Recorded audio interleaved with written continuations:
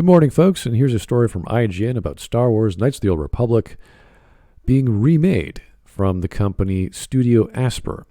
And this was partially done and discovered by Jason Schreier in an interview he had with Minnmax and talking about who's going to be doing the actual job. So if you don't know the Aspyr Media or Studio Aspyr, they are known for Star Wars Racer, Civ 6 Gathering Storm, Borderlands 2, Star Wars Jedi Knight 2, Jedi Outcast, and over 190 plus other games. They've been working in the industry for 24 years. They're in Austin. They've been doing this for a long time. I think we can agree they're well equipped to handle the task at hand, as opposed to Bioware. Now, the reason why this is a remake and not a remaster is you have to think about the age of the game, which came out in 2003.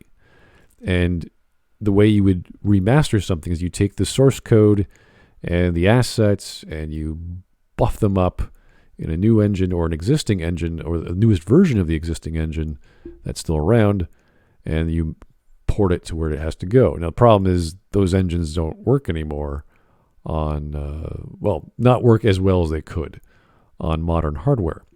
So we have to figure out what that means. So if we look back to 2002 and 2003, we find out that Star Wars The Old Republic, or Knights of the Old Republic, was made on the Odyssey engine, which was an upgrade from the Aurora engine that Bioware was using at the time. And they were also using the Odyssey engine to make Jade Empire. They then took the Odyssey engine and upgraded it again to make the Eclipse engine, and that was used to make Dragon Age Origins. And then after that, they had something called the Lyceum engine, which is an upgraded version of the Eclipse to make Dragon Age 2. And that was in 2011. And in 2013, it came down from EA, because at that point, EA had bought out BioWare. Every game they make has to use Frostbite. That's the fiasco we're getting into with modern BioWare for the past 8 or 9 years so far.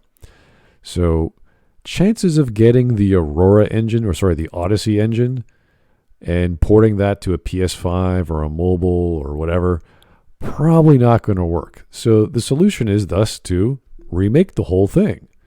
And they can use all sorts of modern engines. They can use Unity, they can use Unreal, you name it, they can make it with that stuff. So that's how this is all going to play out together. They're going to publish it on the PS4 and Switch, or at least that's what they've been doing so far. But I imagine this will have a pretty much an all-platform access. You want to put this out on as many platforms as possible. This is an old game, getting updated graphics and lighting and shaders, and obviously a new engine. So not a big news report here, but just to keep in mind, this is going to be a remake. They're redoing everything, just like how Final Fantasy VII was a remake. So if you remember in KOTOR, the talking heads didn't exactly have proper lip sync. I'm assuming they're going to put lip sync. They probably won't have to redo the voice from the actors, and there's really no need to. I can't imagine too much other things aside from the mini games within the story, like this was it called? Not the pod racing scene, but there's another racing scene. So there's lots of things to balance out, lots of things to figure out, the dialogue as well, to make a remake. But I don't see this taking too long to build. KOTOR was not that complicated a game in terms of scale and in terms of game mechanics. So anyway, that's all I wanted to say. Thanks for listening, folks. Have yourself a great day.